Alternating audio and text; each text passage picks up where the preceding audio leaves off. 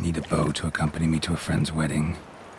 Willing to trade a leaky pot for a cart? Who writes these notices?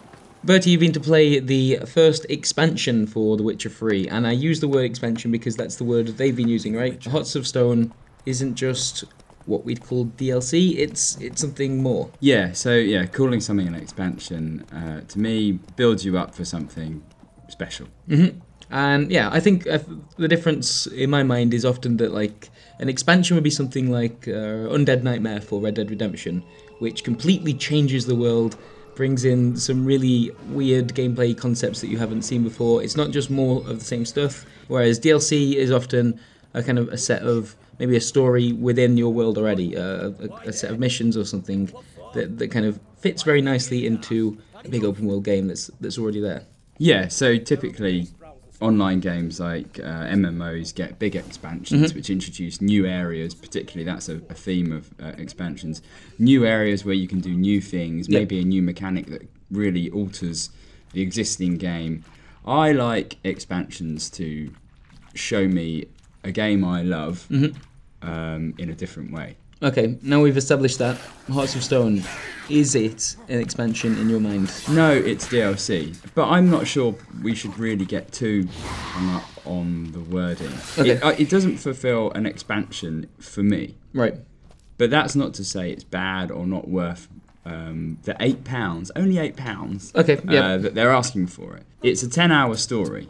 And it really is one main story with a few little bits to do around the side. It all takes place on the same map and the same world you already know, albeit in slightly less explored areas.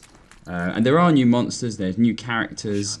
But to begin with, it just feels like picking up any other side quest in the game. Sure. I've seen these characters, I've heard these voices. Not exactly these characters, but those types of characters. They're killing someone, it's all gritty. The Witcher 3 has an embarrassment of riches, which is they sort of made a rod for their own back, because there's so much in The Witcher 3 already that new stuff like this has to work so much harder to stand out.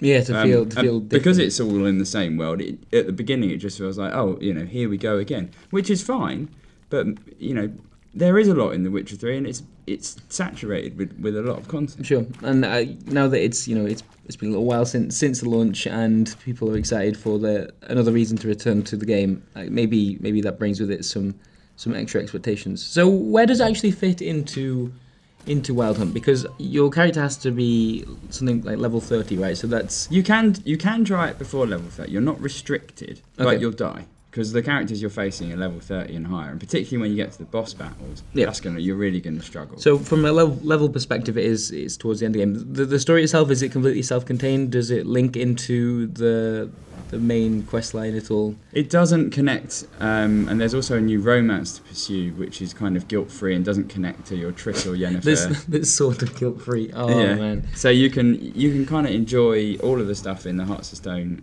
expansion. As an aside, and if you don't have a level 30 character, you're given one supplied, so you can just jump. You can do that from the main menu. Yeah, and then you can carry that character into a new game plus or something afterwards. So just in case you maybe played it on a different platform, you want to try a new one, or you just don't have a save. Once it does warm up, the characters are interesting.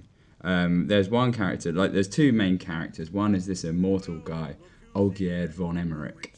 Good name, solid name. Yeah, and the other is this guy called Gaunter O'Dim. You've actually met Gaunter O'Dim before, and maybe you'll remember when you see him, but I never expected to see this guy again, and it was a nice twist that he's actually brought back, and there's a lot more to him. Okay, that's nice. So that was a nice twist, and it's nice, and apparently they knew they were going to do this. They knew they were going to use him again. They just weren't sure exactly how. And he's a main part, and this other guy, Olgierd von Emmerich, is... You just like saying that name. Yeah, he's an immortal. And I don't know why, and I don't really know. I played it for 2 hours, and actually finding out about him and finding out more about this Gaunter O'Dim guy were two things that were pulling me along. Because otherwise, it was just like, here's a bunch more story content with some quests associated to it. The other thing the story content does is allows CD Projekt, now they've got all of the serious kind of main quest stuff done out of the way with Witcher 3, they can relax a bit. and they know their audience now, so they can play around and subvert expectations about what people are getting. Particularly, they play around with the Geralt character in an interesting way. I don't want to spoil. Yes, of course. And it's quite funny, and it shows Geralt in a new light. And they also, it means they know how their audience plays the game. So they've been able to create a couple of boss battles. That I played 2 boss battles. One was with this Toad Prince, who, if you go around his flanks and get close to his, like, the back of his legs or whatever, he stamps on you and stuns you. And that was my main tactic, and I was like, oh no, they've stopped it. They've made it hard for people like me. Yeah. And then there's another boss fight with this magic user who's really hard to actually get hold of, which again made it really hard for me, because I thought I had a tried and tested battle plan, and they are challenging that. And I expect, again, they'll do that in more boss battles as that continues. Cool. So a 10-hour storyline that has at least a couple of interesting angles to it, and maybe subverts what you already expect from The Witcher. That doesn't sound bad for £8. That sounds like the kind of and maybe thing that a lot of maybe people it's are gonna fine wanna... to call it an expansion. You know, maybe people don't care about the terminology.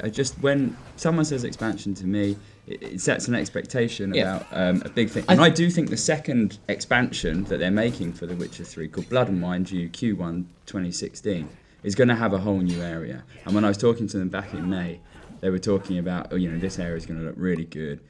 All right, cool. Well, yeah, it just sounds like quite a fun bit of extra stuff. I'm not going to say expansion or DLC, because both of those terms don't really work anymore. I would say expansion is too old-fashioned. Reminds you of buying another physical copy of something, and DLC has been tainted in probably a much worse way. And I would say it's simple. If you really want more story in The Witcher 3, I don't really feel like I do necessarily need or want more story in The Witcher 3, because there's such a lot in there already. If you really do want more Witcher story, this is a load of good story. Presumably it will get even better. You're not going to get shortchanged. Typically, they're generous with their content. Yeah, just know what you're buying for them. Cool. Well, thanks, Bertie. Thank you. By my extensive research, there are 9 sex scenes in The Witcher 3. 9! That is ridiculous for a game that isn't even really about sex. However, some of them are remarkably similar. Ladies and gentlemen of the jury, I present to you disturbing evidence that Geralt of Rivia, slayer of monsters and lover of women, is crap in bed.